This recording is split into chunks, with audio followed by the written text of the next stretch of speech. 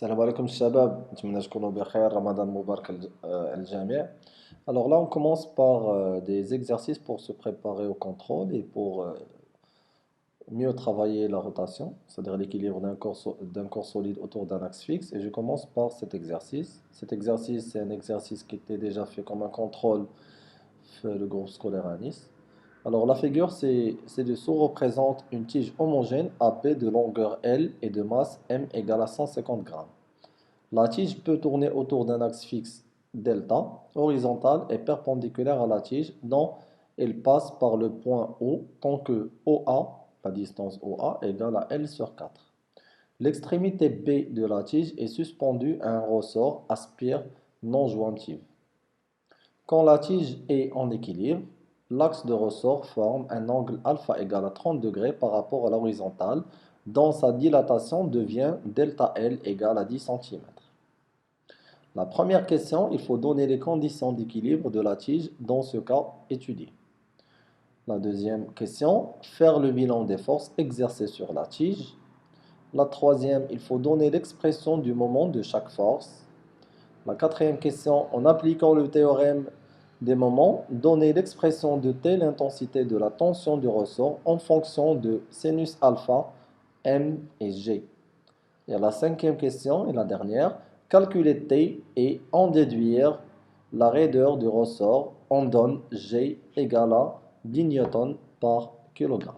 Et donc on commence notre exercice. Alors on doit à la barakatillah et la première question, comme on a déjà dit, c'est les conditions d'équilibre pour la barre. Et donc je commence par les conditions d'équilibre. Premièrement,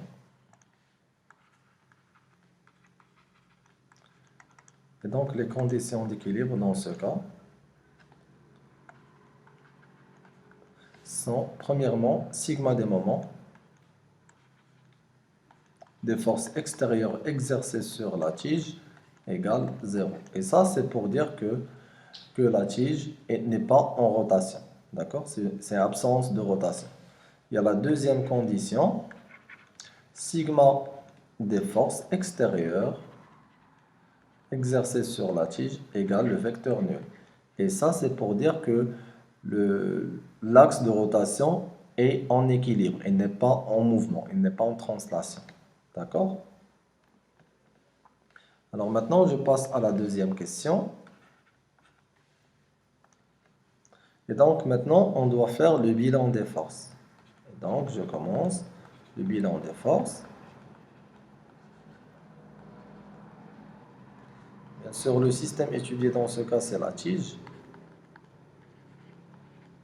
Et là, la tige est soumise à trois forces. La première, c'est son poids, car elle a une masse. C'est poids de la tige.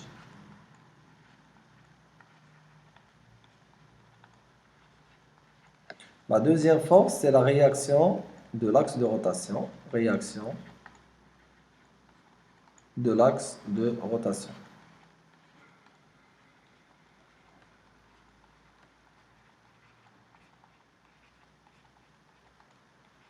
Delta. Il faut toujours mentionner le nom de l'axe de rotation. Et à la fin, il y a T, la tension du ressort.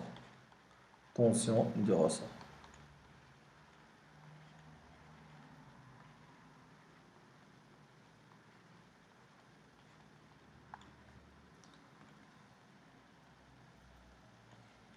Maintenant, de préférence de représenter ces forces. D'accord? De préférence de représenter ces forces, surtout la P. D'accord?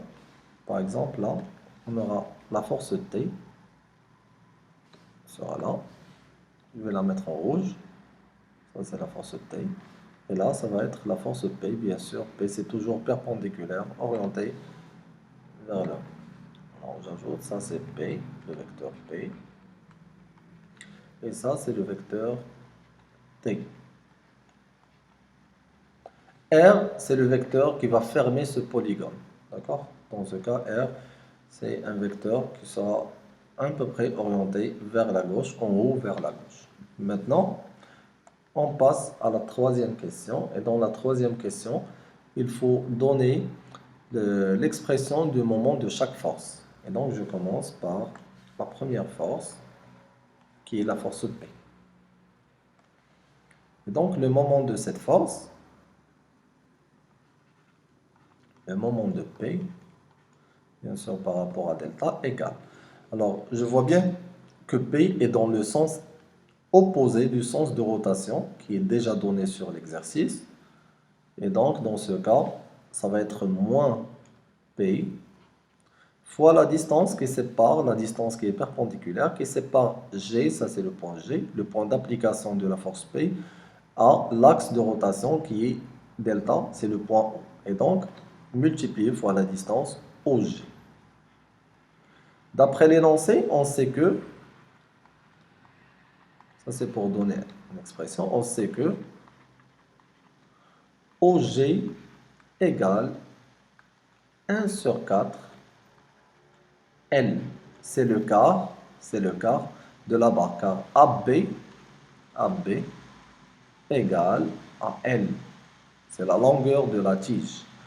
Et G, donc quand je parle de AG, égale à BG, égale la moitié de la longueur de la tige. Et donc, on a déjà une information que OA égale 1 quart de L, donc automatiquement OG égale 1 quart de L. Maintenant, on va voir le moment de la force R, c'est la réaction de l'axe de rotation. Et dans ce cas, directement, le moment de cette force égale à 0. Car R, le vecteur R, passe par l'axe de rotation.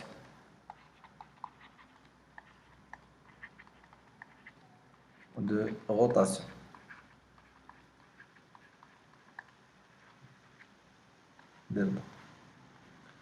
Et à la fin, on va avoir le moment de T, la tension du ressort, qui est égale, et dans ce cas, on va voir que la tension T, c'est dans le sens opposé, c'est-à-dire dans le sens positif du sens de rotation. Et donc, ça va être un moment qui est positif. D'accord? Déjà, c'est plus T fois la distance qui sépare le vecteur T à l'axe de rotation.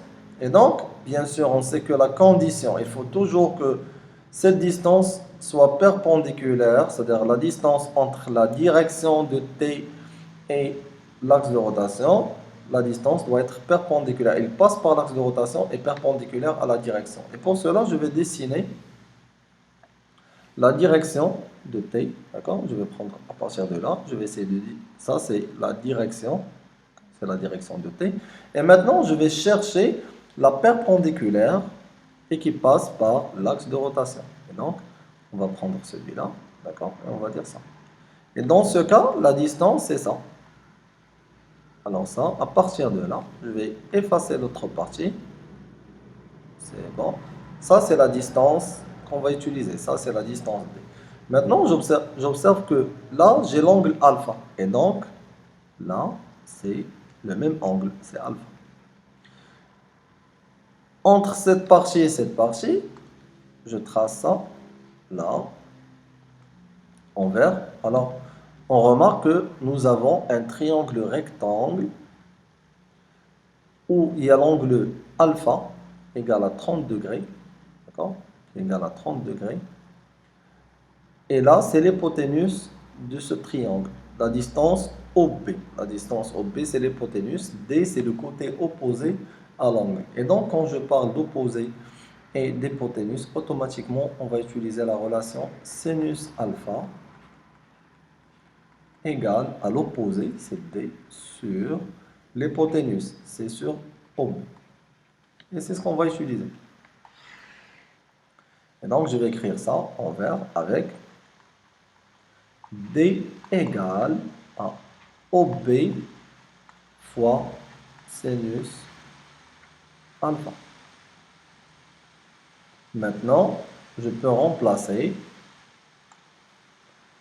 On va dire que le moment de T égale à T fois la distance OB fois sinus alpha.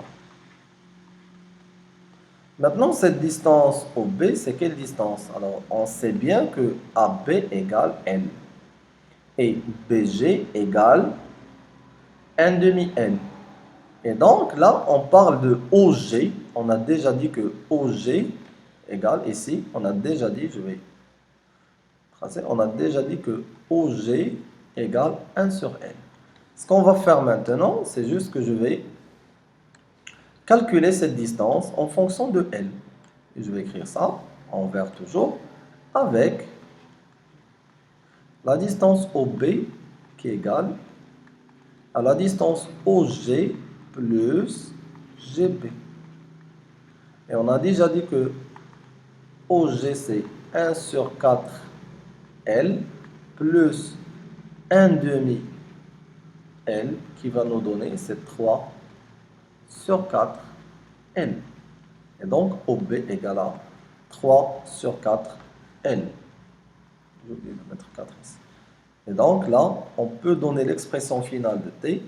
T égale, le moment de T égale à 3 sur 4 L fois le sinus de l'angle A.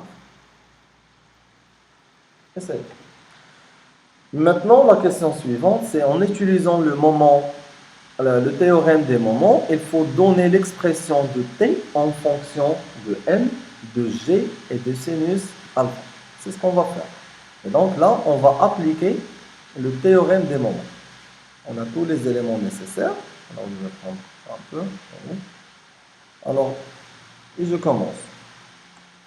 Selon le théorème des moments,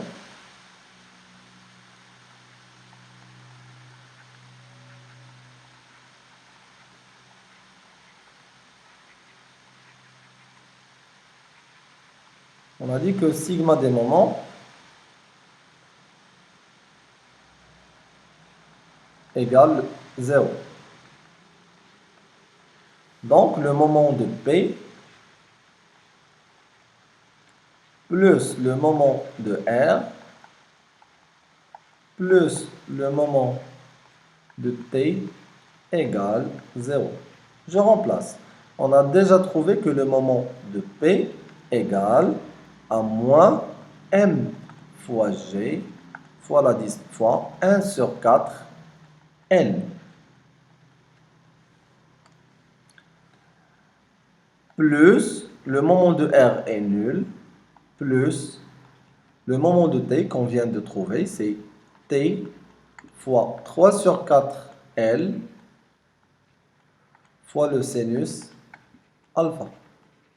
Et donc, tout ça égale à 0. Maintenant, ce qui nous intéresse, c'est trouver T. Et donc, T égale fois 3 sur 4 L, 3 sur 4 L, sinus alpha, égale à mg 1 sur 4 L. Maintenant, je vois bien que j'ai la possibilité de simplifier par 4 ici en bas et L. Donc l'expression finale, c'est T égale à mg sur 3 sinus alpha. Bien sûr, maintenant, on doit faire l'application numérique. Et donc l'application numérique à n, ça va nous donner que T égale à 150 grammes. Si je la convertis en kilogrammes, ça va nous donner 0,15 kg fois 10 sur 3 fois le sinus de 30 degrés qui est égal à 0,5 et donc T égale 1 newton. Alors, T égale 1 newton. La dernière question, c'est en utilisant ces données, il faut trouver la raideur. Il faut trouver la raideur du ressort. Et dans ce cas, on va utiliser les informations qu'on a déjà. Maintenant, je suis à la 5e question. 5. Et là, on va utiliser la relation que vous connaissez bien sûr lors de la leçon de l'équilibre d'un solide soumis à deux forces. D'accord? On sait que T égale à K fois delta N. Et dans les données, vous avez delta N égale à 0,1 mètre. Vous avez 10 centimètres. Et donc, bien sûr, toujours, on doit convertir en mètres. Donc, K égale à T sur delta N. Je remplace T par 1 newton et delta L par 0,1. Donc, K égale à 10 newtons par mètre. Et c'est le résultat final. Bon, j'espère que vous arrivez à suivre. D'accord? J'essaie toujours d'aller doucement. Alors comme ça, on peut voir, là on a fait les conditions d'équilibre, là c'est le bilan des forces, là c'est les expressions des moments, d'accord? Là c'est le théorème des moments pour trouver l'expression de T, et par la suite on a calculé sa tension, la tension de T, et à la fin on a trouvé la valeur de la raideur du ressort utilisé.